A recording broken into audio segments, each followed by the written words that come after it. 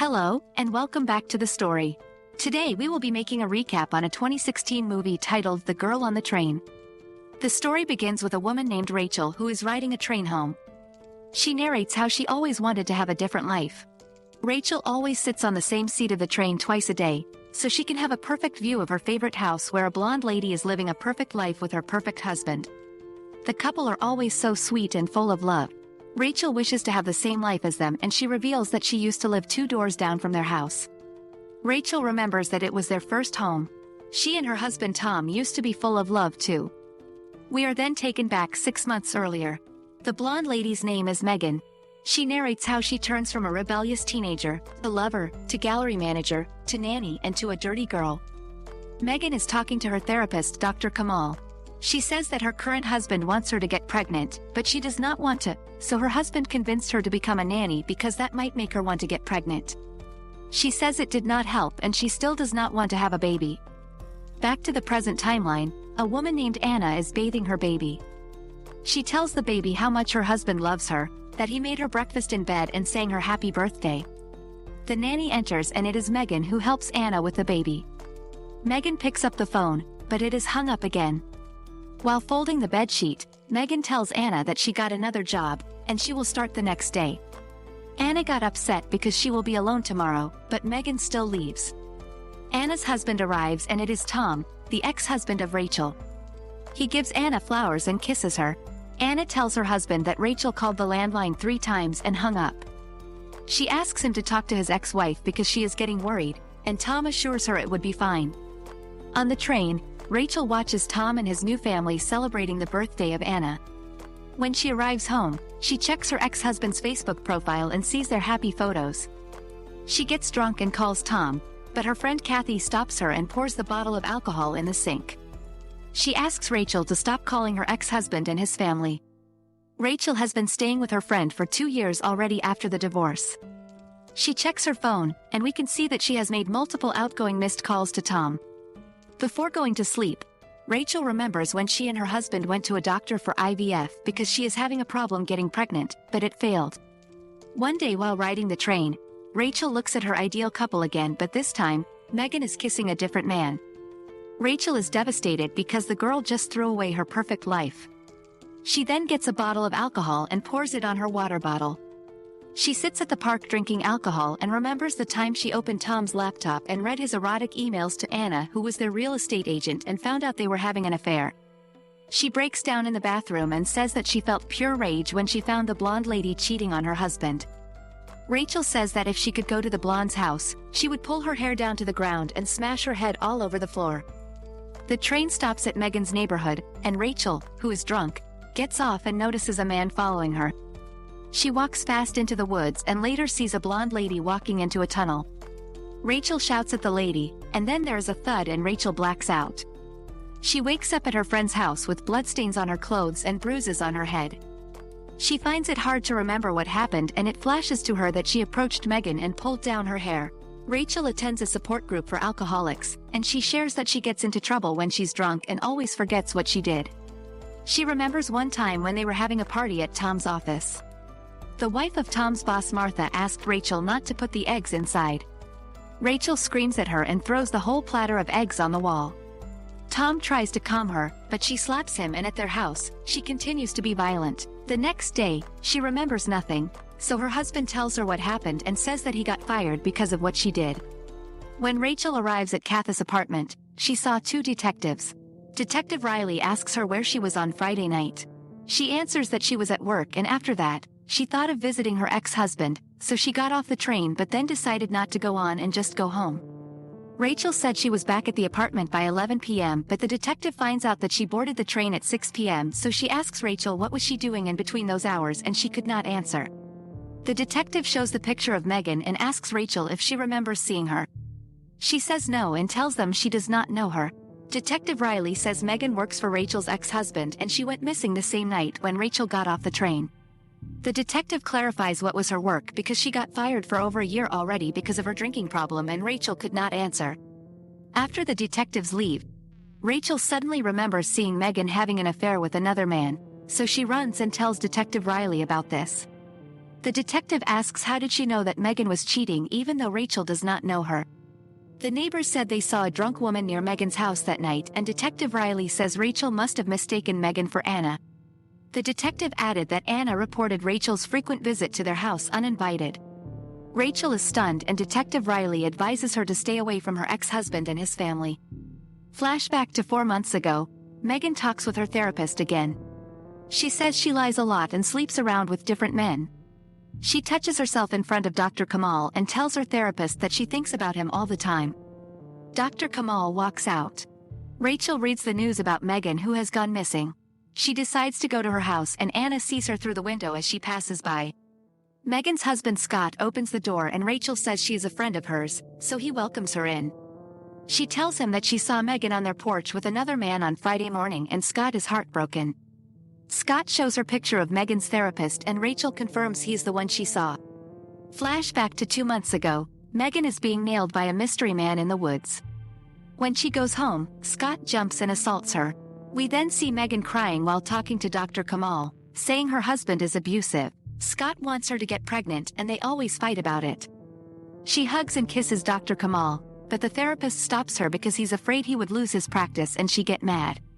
Rachel sees the news flash that Dr. Kamal has been brought in for questioning about Megan's disappearance.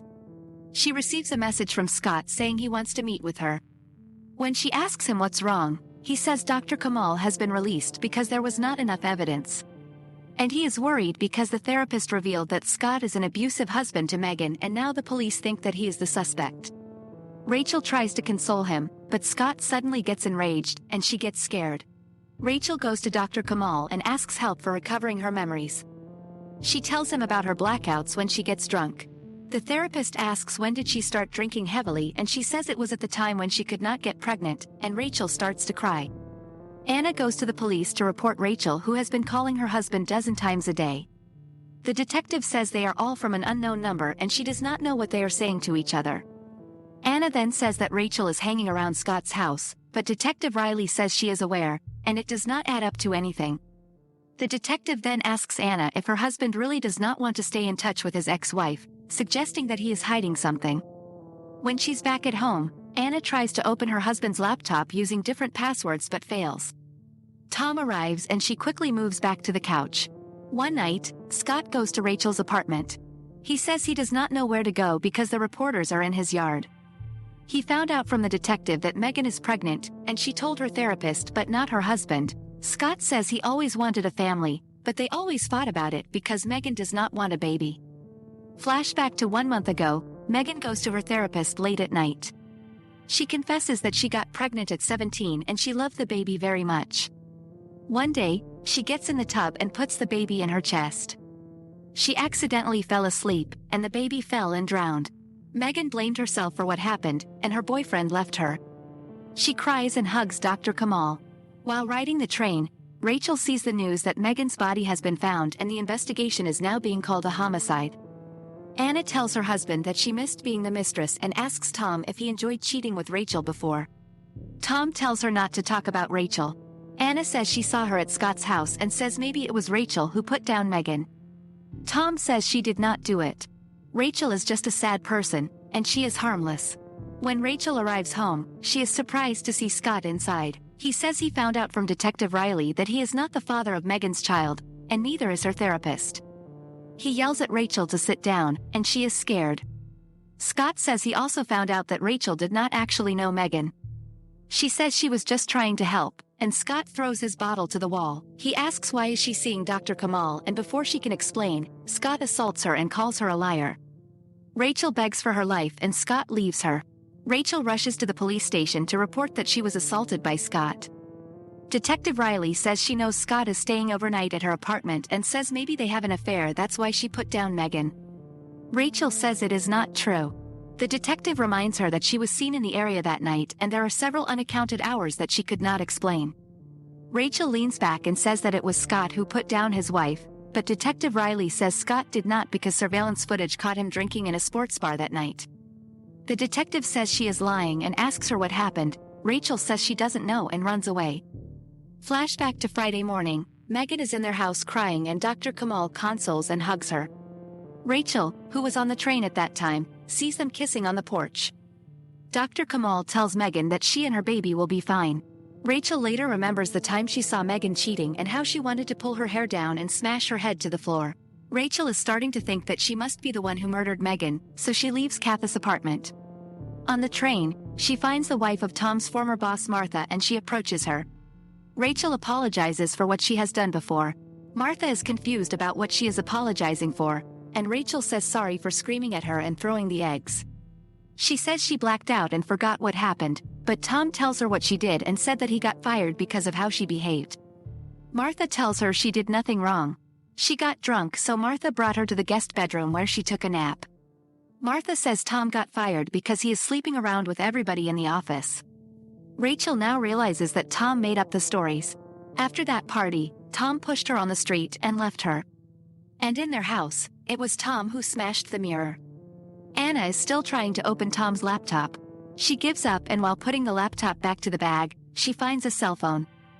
The texts have already been deleted, but when she listens to the phone's voicemail greetings, she hears the voice of Megan. Tom wakes up and Anna throws the phone away. Rachel goes back to the tunnel, and she remembers that it was Megan who she saw that night. Tom gets out of the car and approaches Rachel. He pushes her away and Rachel hits the wall. Tom smashes her head with his metal keychain and Rachel blacks out. The man who was following her tries to help her, but she shoos him away. Rachel goes to tell Anna that her husband is cheating. Anna says she knows and accepts that her husband is a cheater. She tells Anna that Tom killed Megan, and she and her baby should leave him. Anna says they don't know that, and she is firm that she won't leave Tom. Tom comes out and Rachel tells him that she remembers everything, and she knows that he put down Megan. She says that Megan got into his car that night and he attacked Rachel because she saw them. Tom tries to deny it, but then Anna says she found Megan's phone in his bag. She asks her husband if he is sleeping with Megan while she was working at their house, and Tom confesses he did. While the couple are arguing, Rachel tries to call 911, but Tom catches her and brings her to sit down. Rachel tells him that she now knows all the lies he told her when she was drunk. Tom suddenly smashes a glass on her head, and she falls down unconscious.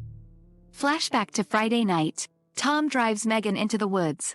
It is revealed that the mystery man who frequently humps Megan in the woods was Tom.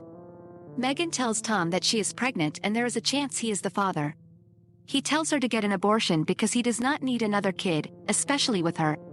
Megan got angry and tells him that without his women, he is just a pathetic, impotent man. Tom is enraged and pushes her, and Megan hits her head on a rock. She tells Tom that he's gonna pay for what he did for the rest of his life. Tom kicks her and smashes a rock on her head until she expires. Rachel wakes up and Tom tells her that it is her fault. If she had only stayed that night and left them alone, Megan wouldn't have been dead. Rachel runs, takes a corkscrew, and dashes out of the house. Tom catches her, but then Rachel stabs him with a corkscrew, and he lies down gasping for breath. Anna comes out and stares at Rachel. She kneels beside Tom and pushes down the corkscrew even more until Tom stops breathing. The police later arrive and interrogates them. Rachel says it was self-defense and Tom would have killed her. When Anna is interrogated, she says the same, that Rachel had no choice and Tom would have hurt her. She says that Rachel was right about Megan and everything she said was true. The movie ends with Rachel visiting Megan's tomb. She narrates that the three of them, including Anna, are now bound forever by the story they share. On the train, she now sits on a different seat and now has a better perspective of her life ahead. Did you like our movie recap? Please don't forget to like and subscribe to our channel. To be updated for new movie recaps, hit the notification bell.